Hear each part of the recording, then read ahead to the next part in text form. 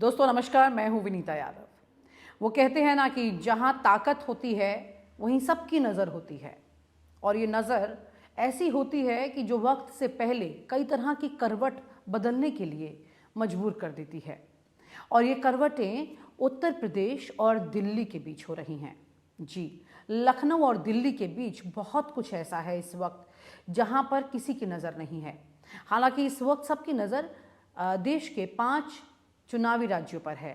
वहाँ क्या होगा सब उधर देख रहे हैं, लेकिन बीजेपी के नेता जो हैं वो इससे और थोड़ा सा आगे जा कर के सोचने लग जाते हैं कि आगे क्या होने वाला है। आगे होने वाली इस स्थिति में इस वक्त योगी आदित्यनाथ और अमित शाह दोनों इस वक्त खुद को प्रधानमंत्री नरेंद्र मोदी के बाद का प्रधानमंत्री खुद ही समझने की कोशिश कर रहे हैं। उसी रास्ते में आगे चलने की तैयारी कर रहे हैं। कुछ दिन पहले लगभग पिछले महीने में आपको याद होगा कि एक मीटिंग हुई थी दिल्ली में, जिसमें उत्तर प्रदेश से तमाम नेताओं को बुला लिया गया था। योगी आदित्यनाथ को भी बुलाया गया था और खबरें ये सामने आई थी कि जातीय जनगणना को लेकर जिस तरह से लगातार सवाल उठ रहे हैं और बीजेपी को विपक्ष घेर रहा है इस मुद्दे पर, तो उन्होंने उत्तर प्रदेश के मुख्यमंत्री योगी आदित्यनाथ से ये कहा कि आप थोड़ा ओबीसी पर ध्यान दीजिए, आप ज़रा उनके लिए थोड़ा सा काम करिए। इस पर उनसे बात हुई, लेकिन इसी के अंदर एक और बड़ी बात हुई थी इसी मुलाकात में, जिसको लेकर के चर्चाएं और थोड़ा देर से बाहर आई। बड़ी बात यह है कि अमित शाह की तरफ से योगी आदित्यनाथ को ये बुलावा दिया गया था कि वो दिल्ली आ जाएं। वो दिल्ली आ जाएं और लोकसभा से चुनाव लड़ें। लेकिन चुनाव लड़ने की बात यहाँ ख़त्म नहीं होती है, बात इसके आगे है। उन्हें गृह मंत्री बनाने का ऑफर दिया गया था, लेकिन योगी आदित्यनाथ ने क्या कहा, ये एक और बड़ा यहाँ पर सवाल है। योगी आदित्यनाथ को जब ये ऑफर दिया गया तो उन्होंने सीधा सीधा जवाब दिया कि वो दिल्ली आने की जगह गोरखपुर जाना ज़्यादा पसंद करेंगे। और इस जवाब के बाद अमित शाह की परेशानियां और ज़्यादा बढ़ गई, क्योंकि इस वक्त योगी आदित्यनाथ ने ये बिल्कुल क्लियर कर दिया कि वो दिल्ली आने के लिए गृह मंत्री का भी पद स्वीकार नहीं करेंगे। तो वो किसका पद स्वीकार करेंगे ये आप समझ लीजिए। योगी आदित्यनाथ ने इस वक्त अमित शाह को एक ऐसी पटखनी दी है, ये ऑफर एक्सेप्ट नहीं करके, कि अब बीजेपी के अंदर का द्वंद्व और ज़्यादा तेजी से बढ़ रहा है। बड़ी बात यह है कि इस बार भी बीजेपी ये सोच रही है कि वो पूरी तरह से सत्ता में आएगी और कौन इसकी मलाई खाएगा, इसकी तैयारी की जा रही है। यहाँ पर योगी आदित्यनाथ को ओबीसी चेहरा नहीं मानते हुए उन्हें मुख्यमंत्री पद से हटाने को लेकर जो बात शुरू की गई है, उसमें उत्तर प्रदेश में कई और ऐसे नए नाम हैं जो कि ये इंतज़ार कर रहे हैं कि अब शायद उनका नंबर लगेगा। आप जानते हैं कि उत्तर प्रदेश के उप मुख्यमंत्री ब्रजेश पाठक, जिस तरह से उनको एक एलिवेशन मिला और जिस तरह से उन्हें ये मौका मिला, उसके पीछे सबसे बड़ा जिनका हाथ है वो है अमित शाह। अमित शाह ने उन्हें डिप्टी सीएम के लिए पैरवी की थी। अब अमित शाह ब्रजेश पाठक को हो सकता है कि मुख्यमंत्री पद तक पहुंचाने की कोशिश कर रहे हैं। ये तमाम तरह की चर्चाएं इस वक्त बड़े ज़ोरों से चल रही हैं, क्योंकि इन बातों को इसलिए इनकार नहीं किया जा सकता है क्योंकि अमित शाह के बहुत ज़्यादा करीब हैं ब्रजेश पाठक, और अब उप मुख्यमंत्री से मुख्यमंत्री पद पर उन्हें ले जा करके वो ये कोशिश ज़रूर करेंगे कि चीज़ उनके कंट्रोल में आए। लेकिन यहाँ पर एक बड़ी क्लैश इनके सामने ये नज़र आती है, क्योंकि ब्रजेश पाठक को सामने लाकर ओबीसी चेहरे को मुख्यमंत्री पद का मौका जो है वो निकल जाता है, वो नहीं पूरा हो पाता है। ऐसे में यहाँ पर इनके नंबर थोड़े से कम हो जाते हैं। तो ब्रजेश पाठक यहाँ पर अगर उस मौके तक नहीं पहुँच पाते हैं और अमित शाह अपने किसी व्यक्ति को वहाँ पर ओबीसी की वजह से नहीं सेट कर पाते हैं, तो यहाँ पर एक और नाम है उत्तर प्रदेश में, वो है केशव प्रसाद मौर्य। केशव प्रसाद मौर्य पिछले काफ़ी वक्त से लगातार नाराज चल रहे हैं। वो प्रदेश की खास जो नेताओं की कैबिनेट मीटिंग है, जो सरकार की मीटिंग्स हैं, उसमें भी नहीं पहुंच रहे हैं, और ये बात खुल कर के सामने आ चुकी है। तमाम मीडिया रिपोर्ट्स में ये खबर आ चुकी है। ऐसे में केशव प्रसाद मौर्य का नाराज होना, ब्रजेश पाठक का अमित शाह के करीब होना, और उसके अलावा अमित शाह और योगी आदित्यनाथ के बीच में प्रधानमंत्री पद की दावेदारी ठोकना, इसमें आपस में एक अलग तस्वीर सामने निकल कर आ रही है। प्रधानमंत्री नरेंद्र मोदी जो कि 75 साल के हो जाएंगे अब, तो 2 साल के बाद में ये टेन्योर किसके पास जाएगा, नहीं जाएगा, अगर ये सरकार में आते हैं तो किस तरह के द्वंद्व इनके बीच में दिखाई देंगे, ये तमाम तरह की तस्वीरें सामने हैं। ऐसी तस्वीर में एक बड़ा सवाल ये भी उठता है कि प्रधानमंत्री नरेंद्र मोदी को मार्गदर्शक मंडल में भेजने की तैयारी कर रहे हैं योगी आदित्यनाथ और अमित शाह, क्योंकि जब तक प्रधानमंत्री नरेंद्र मोदी ये पद नहीं छोड़ेंगे तब तक इन दोनों को ये मौका नहीं मिलेगा। और अगर ये मौका उन्हें मिलता है तो उसके बाद की जो लड़ाई है वो आपको अभी तक मैंने बताई है। लेकिन इसके आगे अगर प्रधानमंत्री नरेंद्र मोदी तैयार हो जाते हैं इस पद को छोड़ने को लेकर, तो वो भी मार्गदर्शक मंडल में पहुंच जाएंगे। ऐसी स्थिति सामने आ जाएगी। तो योगी आदित्यनाथ और अमित शाह, जो कि इस वक्त खुद को देश का अगला प्रधानमंत्री नरेंद्र मोदी के बाद देख रहे हैं, तो इस वक्त उनकी तैयारी सीधा दिल्ली में उस लेवल पर दस्तक देने की है कि वो सीधा पीएमओ पहुंचेंगे। लेकिन पीएमओ के दरवाजे किसके लिए खुलेंगे, ये भी बड़ा सवाल है। बात करते हैं वरिष्ठ पत्रकार से, अभिलाष अवस्थी जी से पूछते हैं कि क्या वाकई में अंदर खाने ये तमाम तरह की बात और चर्चा जो मैंने आपको बताई है और कैसे ये आगे बढ़ेगी चीज, इस पर उनसे बात करते हैं। अभिलाष सर, ये थोड़ी तस्वीर समझाने की कोशिश कीजिए कि जो योगी आदित्यनाथ को अमित शाह ने दिल्ली बुलाया था और उनसे जब बात उन्होंने की कि आप गृह मंत्री बन जाइए, ये जो ऑफर उन्होंने दिया, जिसके बाद उन्होंने कहा कि दिल्ली की जगह मैं गोरखपुर जाना ज्यादा पसंद करूंगा, तो क्या ये तस्वीर ऐसा कुछ कहती है कि अब अमित शाह जो हैं वो प्रधानमंत्री बनने के लिए योगी आदित्यनाथ को अपने बीच की एक रुकावट मान रहे हैं और योगी आदित्यनाथ अमित शाह को रुकावट मान रहे हैं? ये बिल्कुल साफ है विनीता जी कि हम लोग पिछले कई महीनों से देख रहे हैं कि अचानक से भारतीय जनता पार्टी में जो सेकेंड लाइन की लीडरशिप है उसको बिल्कुल खत्म करने पर ये आमादा हो गए हैं। नरेंद्र मोदी और अमित शाह पता नहीं क्यों मिलकर ये इनको खत्म कर रहे हैं। आप अगर शुरू से देखें तो कर्नाटक में येदियुरप्पा को खत्म कर दिया, गुजरात में इसके पहले विजय रूपानी को खत्म कर दिया, नितिन गडकरी जैसा नेता जिसको महाराष्ट्र का मतलब लोकप्रिय नेता है उनको इन्होंने मार्गदर्शक मंडल जैसा डाल दिया। वसुंधरा राजे जो लोकप्रिय, जो कि नियम के अनुसार जो राजनीतिक नियम लग रहा था उसमें सरकार बना सकती थी राजस्थान में, मगर उनको भी उन्होंने किनारे कर दिया। शिवराज सिंह चौहान 18 साल के मुख्यमंत्री, उनको भी किनारे कर दिया। रमन सिंह 15 साल के मुख्यमंत्री, बिना चार्ज के उनको बाहर कर दिया। अब जाकर अगर आप देखें तो जब सेकेंड लाइन को लगातार ध्वस्त करते हुए अभी इसराइल के और हमास के, फिलिस्तीन के आ रहे हैं, वो बम बार जो है वो लगातार यूं बम फेंकते फेंकते पैटर्न टैंकों में और आखिरी तक पहुंचते, तो योगी इनके आखिरी तक ये पहुंचे हैं कि योगी को अगर सेकेंड लाइन में अकेले बच्चे इनको ध्वस्त कर देंगे तो भारतीय जनता पार्टी में प्रधानमंत्री का चेहरा सिर्फ 2 लोग बचते हैं, पहला नरेंद्र मोदी जो हैं और दूसरे अमित शाह। अब इन दोनों के बीच क्या खटपट चल रही है कि क्या ये दोनों भी आपस में खटपट कर रहे हैं कि कौन प्रधानमंत्री बनेगा, साहब आप 10 साल बन गए, अब हमें भी 5 साल बनने दीजिए। ये इस पर अभी कुछ चीजें हम लोग को आनी बाकी हैं, लेकिन ये चीज सच है कि सेकेंड लाइन को जो ध्वस्त किया है, अच्छा ये किया क्यों? ये किया इसलिए कि जो LIU है, जो CBI है, जो इनका इंटेलिजेंस है, उसकी भी रिपोर्ट आई नरेंद्र मोदी के पास कि आप 20-23 तो हार ही रहे हैं, 20-24 भी आप हार ही रहे हैं लगभग। तो ऐसे में वो तीन मुहावरे हैं भारतीय साहित्य में, चौबे जी गए थे छब्बे बनने, दुबे बन के लौटे, या विनाश काले विपरीत बुद्धि, या तीसरा मरता क्या न करता था। वो मरता क्या, हार तो रहे हैं, तो 24 भी हार रहे हैं, 23 भी हार रहे हैं। तो ऐसे में हम लेकिन सर अगर हार रहे हैं तो फिर इतनी आपस में जद्दोजहद किस बात की? प्रधानमंत्री पद का कौन दावेदार होगा प्रधानमंत्री नरेंद्र मोदी के बाद, इसको लेकर के इतनी झगड़ा किस बात का? क्योंकि योगी आदित्यनाथ से अगर ये कहा जाता है कि उत्तर प्रदेश में मुख्यमंत्री का पद वो छोड़ दें और दिल्ली आ जाए, और ऐसे में मुख्यमंत्री का पद देने की वजह बताई जाती है ओबीसी, तो ये कितनी स्वीकार्य योगी आदित्यनाथ के लिए भी है, ये थोड़ा ये समझाइए। देखिए, जब इन्हें पता चल गया है, ये तो रिपोर्ट्स आई हैं, सर्वे आई हैं इनकी कंपनियां कि आप खतरे में हैं, अभी किसी की औकात भी नहीं है ऐसे सीबीआई के हेड की कि बोल दें कि आप हार रहे हो।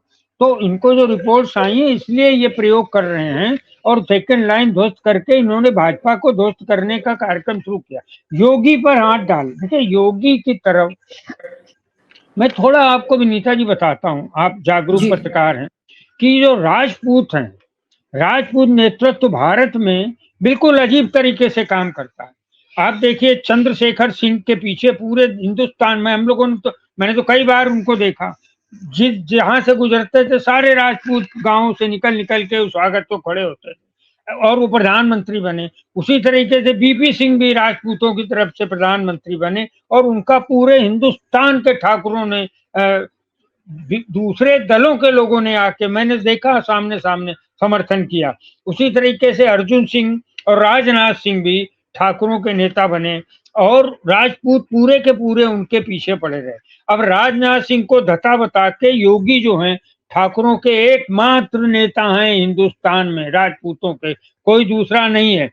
अब ये जो अमित शाह है ना, अगर योगी को ठिकाने लगाने की कोशिश करते हैं तो इनको हिंदुस्तान के पूरे राजपूतों का कोप भाजन बनना पड़ेगा।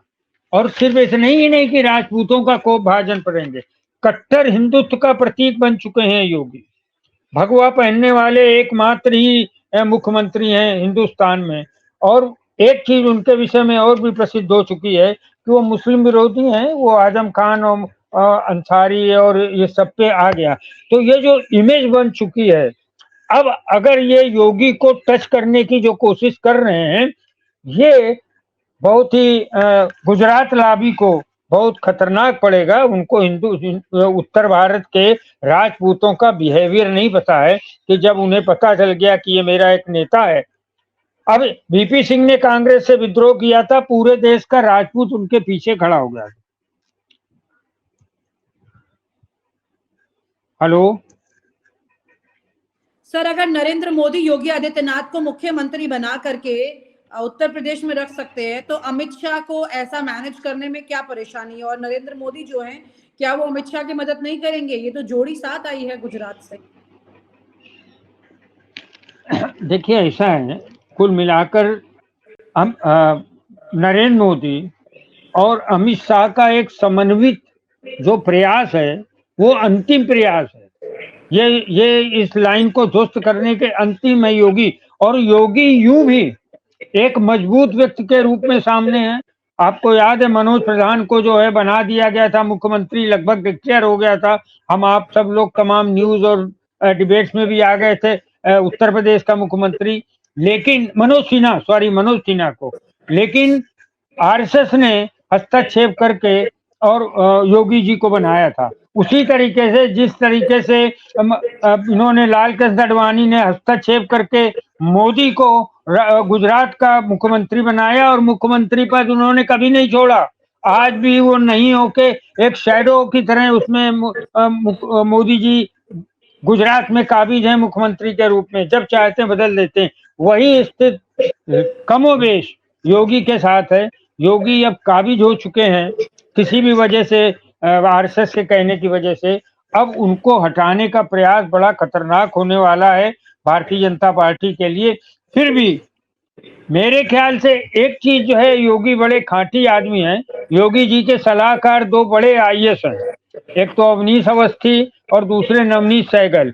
इन लोगों ने पिछले 5-6 साल से उनका दिमाग खराब कर रखा है। और कुछ पत्रकारों को हम आप भी जानते हैं, उन्होंने भी दिमाग खराब कर रखा है कि आप अगले प्रधानमंत्री हैं। अब उनके दिमाग में ये बात चली गई है हम अगले प्रधानमंत्री हैं, आईएएस भी बोल रहे हैं, पत्रकार भी बोल रहे हैं। तो ऐसे में उनसे कहा जाए कि आप गृह मंत्री बन जाइए, उन्हें तो पता है गृह मंत्री, लेकिन राजनीति में एक बार एक पद से गए, दोबारा उस पद पे आ पाना एक मुश्किल काम होता है। अगर ये मुख्यमंत्री पद से गए और उन्होंने गृह मंत्री बनना स्वीकार भी कर लिया तो अगले महीने ही भी वो हटाए जा सकते हैं या 4-5 महीने बाद, तो उनको राजनीति के पार्श्व में फेंका जा सकता है। इतनी कमजोर गोट ये राजपूत नेता नहीं खेले हैं योगी।